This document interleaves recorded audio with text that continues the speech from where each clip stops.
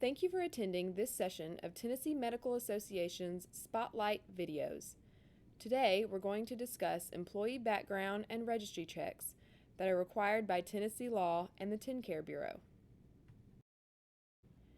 Two different requirements, one statutory and one contractual, require physician practices in Tennessee to perform a registry check and a background check on their employees. The first one is a Tennessee law passed by the General Assembly called the Elderly and Disabled Adults Protection Act. This act was effective on October 1st, 2010, and it requires a registry check prior to employing an individual or executing an independent contract with any individual that will provide direct patient care. The second one is based upon a clause in the contract between a physician and a TennCare Managed Care Organization, or MCO. This clause requires a physician to check the list of excluded individuals and entities, or LEIE for short, for all employees each month. The specific details of each requirement will be discussed in detail in the following slides.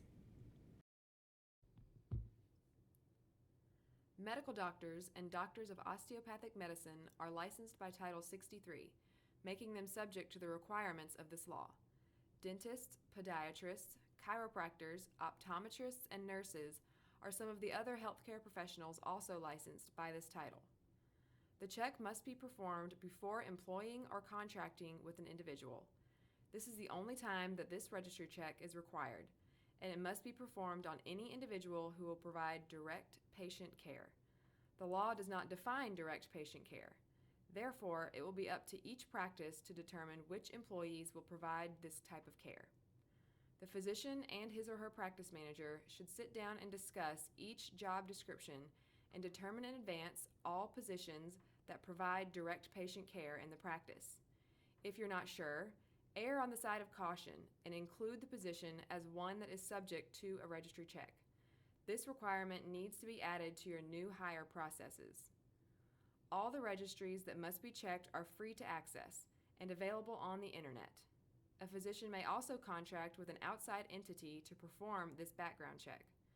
Be sure that the outside entity checks the databases required by this law. You may also consider including the specific definition of a registry check in the contract with the outside entity. This definition is discussed in detail on the next slide. A physician may rely on the outside entity's representation that all required registries have been checked, but you should require a written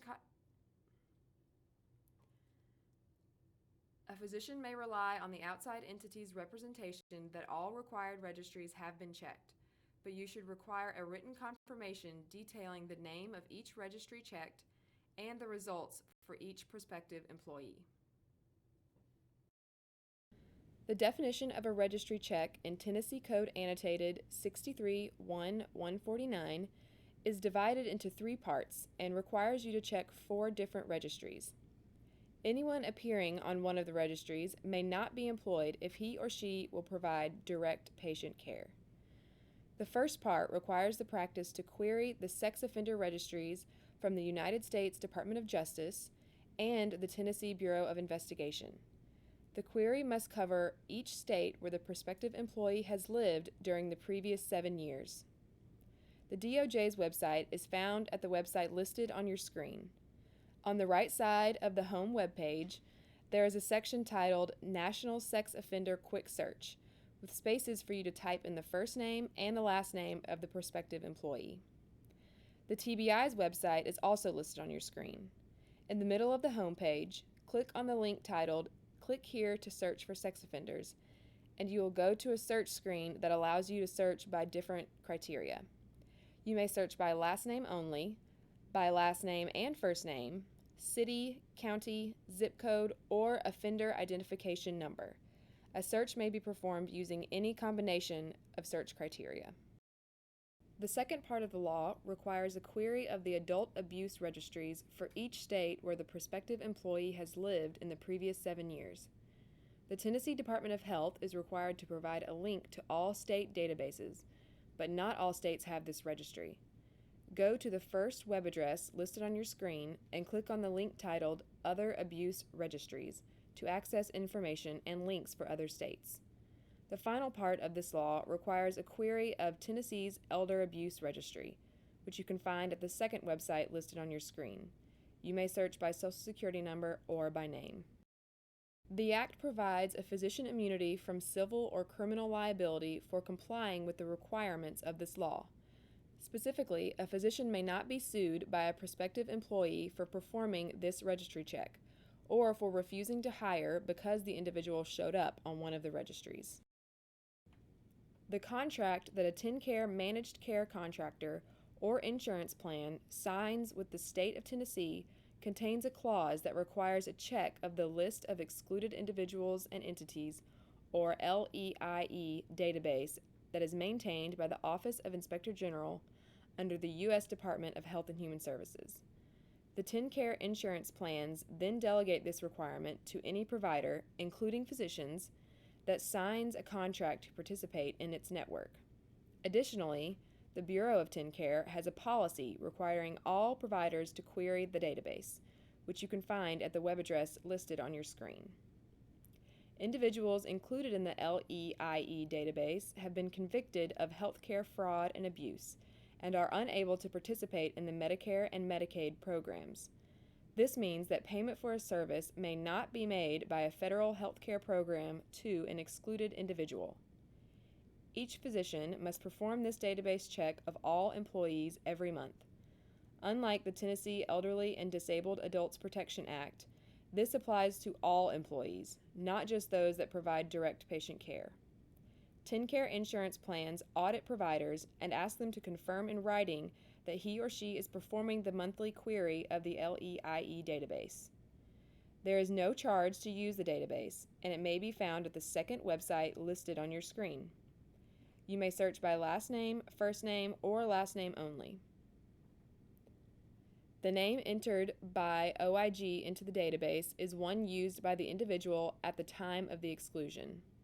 The OIG advises that any name the individual has been known by should be searched in the database each month. For example, if an employee is married, the practice should also search under her maiden name. The OIG offers some additional search tips on its website at oig.hhs.gov/exclusions/tips.asp. An entity that employs or contracts with an excluded individual is subject to a civil monetary penalty if the excluded person provides services that are payable, either directly or indirectly, by a federal health care program. If a provider finds an employee or subcontractor has been excluded by the OIG, there is a duty to notify the Tennessee Office of Program Integrity. If the provider can attest that the excluded contractor or employee is not being compensated directly or indirectly with Medicaid funds, then they need to make that attestation to the OPI. Otherwise, they must treat any payments received after the date of federal exclusion as overpayments and must follow the procedures described in TennCare's policy on overpayments, which is policy PI 11-001, and is found at the website on your screen. During the interview process, the practice should request that the prospective employee provide it with a list of all states where he or she has lived during the last 7 years and all names that he or she is known by. Consider creating a registry and background check form to walk you through the registry and background check process to ensure that you meet all the requirements necessary to comply with the Tennessee law and TennCare policy. The form should include the names of the applicant, the date of the query, the name and signature of the individual performing the query, the results of that query, and the states where the individual has lived during the previous 7 years. If a state does not have an adult abuse registry, this should be noted on the form. Print the results screen after each query, even if it states that there is no one with that name in the database. If there are individuals that match the name you entered, you will need to make sure that none are your prospective employee. Be sure to document the steps that you took to ensure that the prospective employee is not the individual on the report. All of this information should be placed with the registry and background check form and placed in the individual's employment file. Create a policy that outlines the registry and background check process.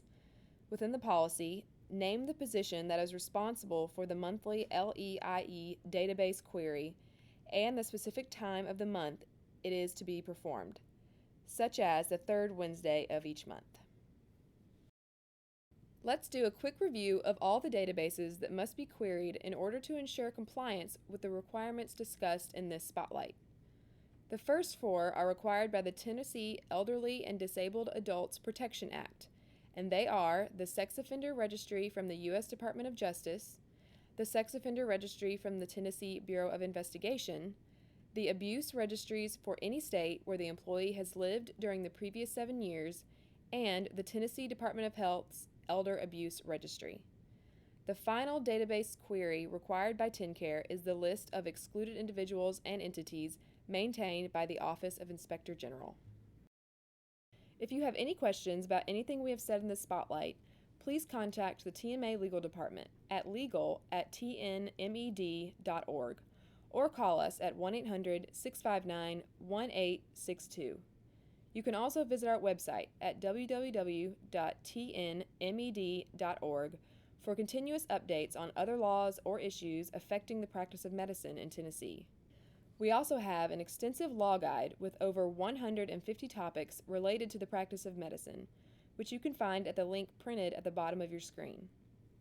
This resource is for TMA members only, so you will need your member ID and password to access any of the law guide topics.